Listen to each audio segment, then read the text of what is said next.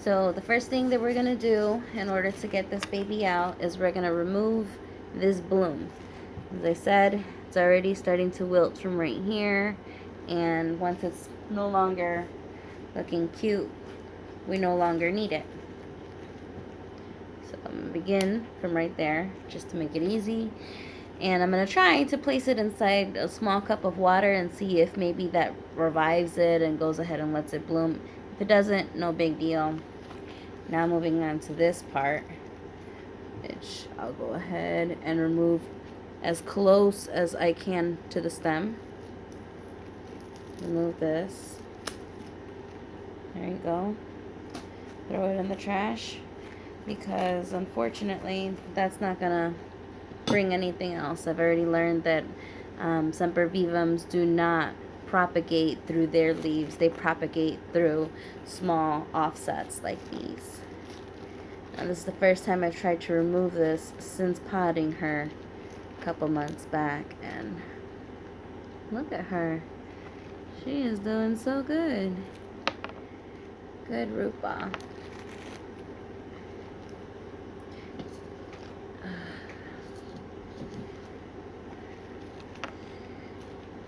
She actually thrived the easiest from all of my other Sempervivums, and was the very first of my many collection now, and was the main reason why I fell in love with them.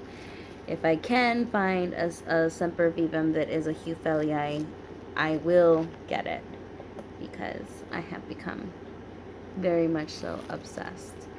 Now, what I'm sure you guys can't see is in between all this, there is a whole bunch of, let me take off my gloves and get in there closer for you. So in between this, there is some dead leaves, some of the decorative rocks. I'll go ahead and clean those later. But for now, I'm gonna remove the old leaves here, and that's gonna make it easier for me in the long run to go ahead and separate her completely from, you know, its root ball in general.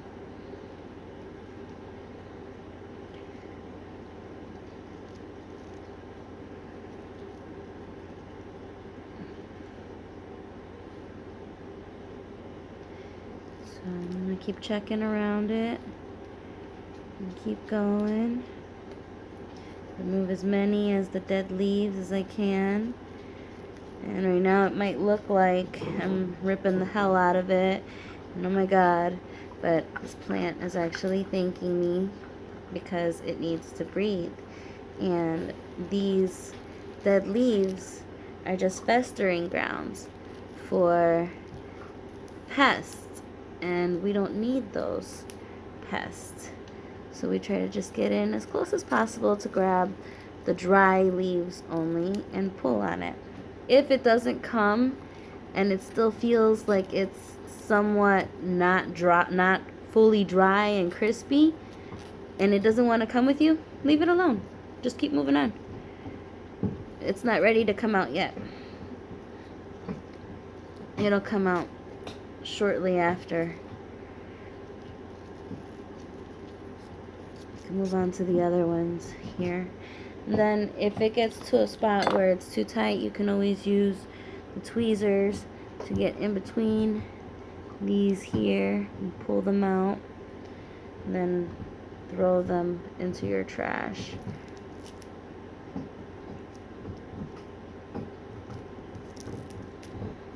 So see, that really helps get to them.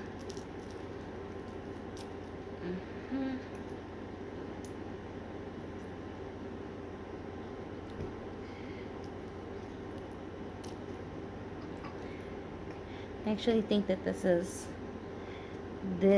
is a good angle to go ahead and do the removal. So I'm gonna try to push it down a bit more. There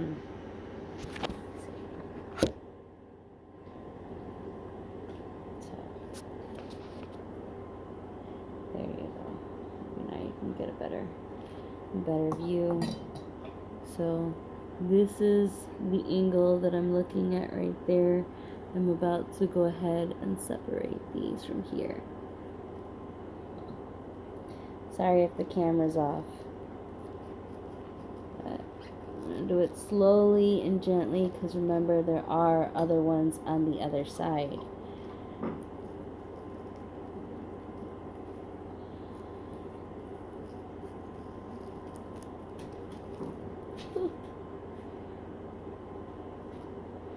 Okay, now I'm going to go into the other side.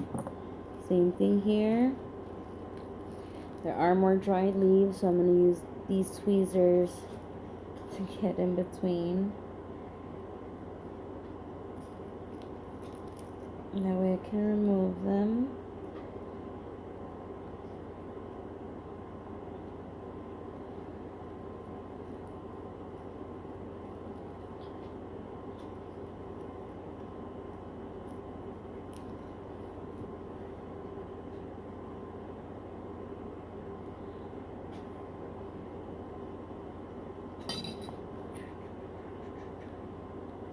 Okay, going to go ahead and separate this. I'm just going to try to find it. Yep, vantage point. I believe I found it.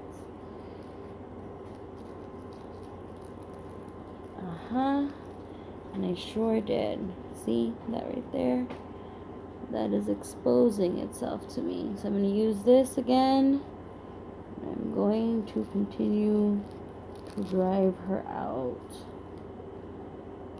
a little bit. Try not to be too rough. Twisting gently. Gently. And here we have our little rosette. One baby. Clean her off. I wasn't able to get any roots for her, but that's okay, because we will just place her on top of the soil. We won't water this baby for 2 weeks. We're going to leave her in my morning light window, and she'll receive morning light only from inside on my window, so which mainly gets east side lighting. And here's one baby. We're going to do the same thing. As you can see, there's more dead leaves there.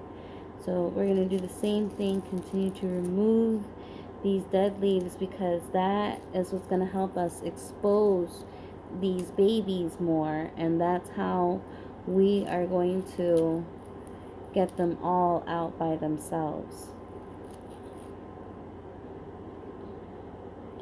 So here is the old one. I am just bending it, tearing it out. I'm going to do a twist. See, brought out all the old leaves, tore it out.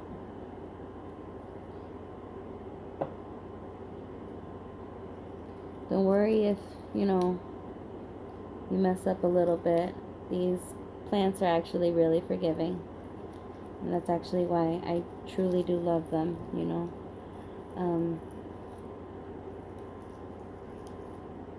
Sempervivums in general are really good at thriving under almost any condition. I think that's another reason why I fell in love with it.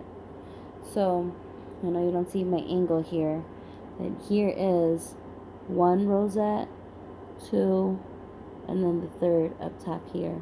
In between this, I'm going to try my best to make sure I don't split it too much without any root. So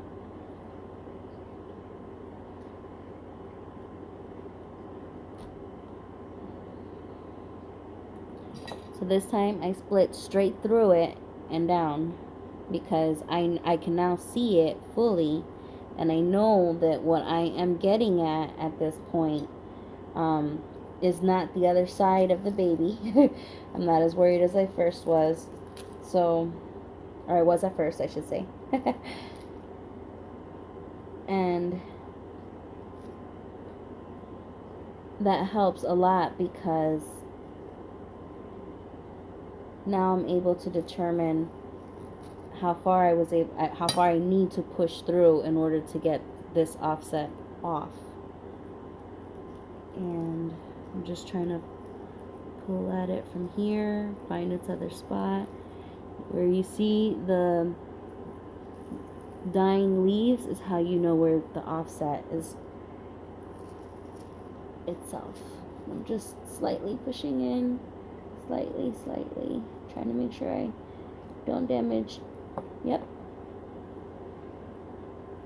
And here I have my roots. Good feeling. Just placing her gently inside her new home. Not actually establishing her yet, but that's a good feeling. This mama's happy. And we still have a lot of root left over. Here's the two. They're so beautiful.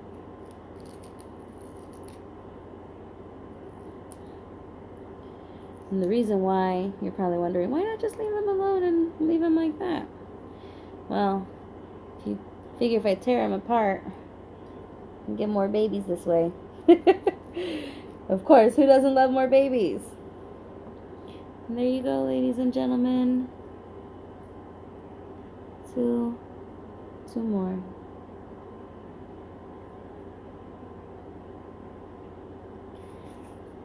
Thank you.